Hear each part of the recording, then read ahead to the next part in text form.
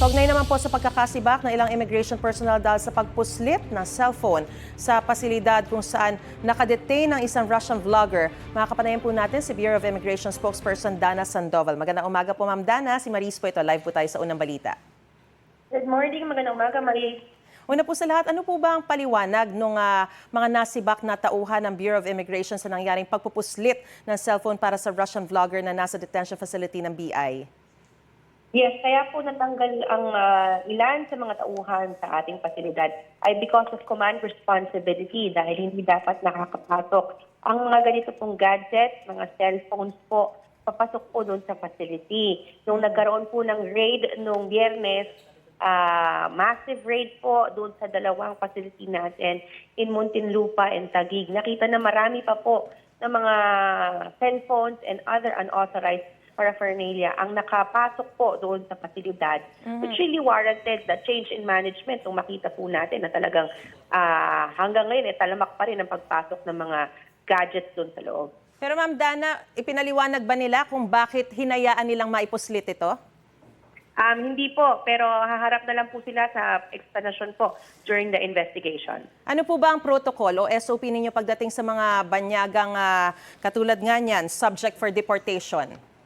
Yes, yung atin pong facility is not a jail, so hindi po ito kasing istrikto ng mga kulungan. But this is rather a holding facility po para doon sa mga foreign nationals that are facing deportation charges.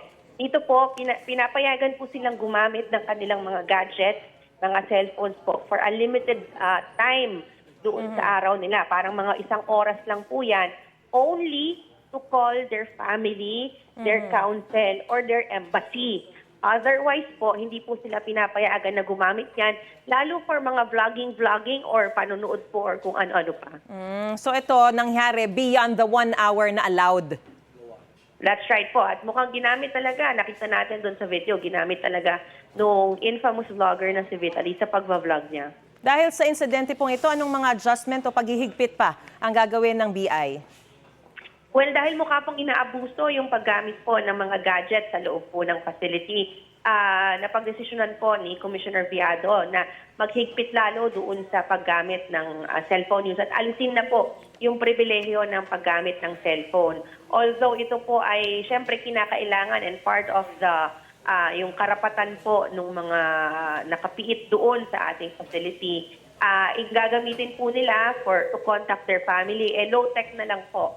Landlines na lang po will be available for them to use para siguradong hindi nila gagamitin sa kung ano-ano, as well as magsiset up po ng mga video calling booth sa loob po ng facility sa open spaces para kitang-kita po kung anong ginagawa nila. Tungkol naman po kay Atong Ang na posible raw nasa Cambodia na, anong impormasyon niyo po rito, Ma'am Dana? Sa atin po, pag tinignan natin yung records ng Bureau of Immigration, wala pong recent travel itong si Mr. Atong Ang, no recent departure doon po sa ating mga records.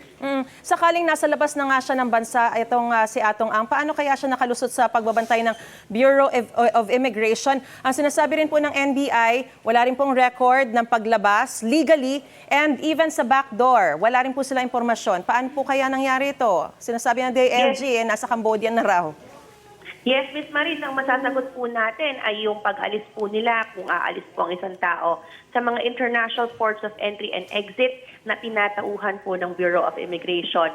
Doon sa mga tinatawag nating illegal migration corridor, ito po ay tinatauhan ng local government units ng Coast Guard at ng local law enforcement.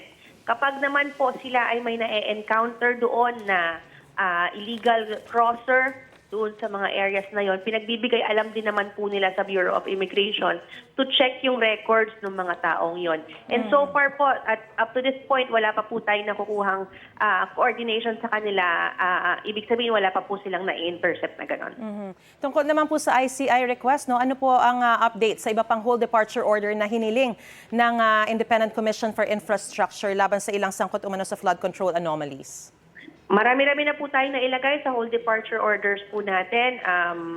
Following po yung request ng ICI sa Korte. So ang Korte po ang nag-issue ng whole departure orders. But karamihan po still in the Immigration Lookout Bulletin, awaiting po the order of the courts kung ano po ang tamang disposition sa kanila, kung whole departure order po ba or karapat-dapat na pong isyuhan ng warrant of arrest. Alright, maraming salamat po sa impormasyon binigay niyo po sa amin at sa inyong panahon. Bureau of Immigration Spokesperson Dana Sandoval. Magandang umaga po sa inyo. Salamat po at magandang umaga. Gusto mo bang mauna sa mga balita? Mag-subscribe na sa GMA Integrated News sa YouTube at tumutok sa unang balita.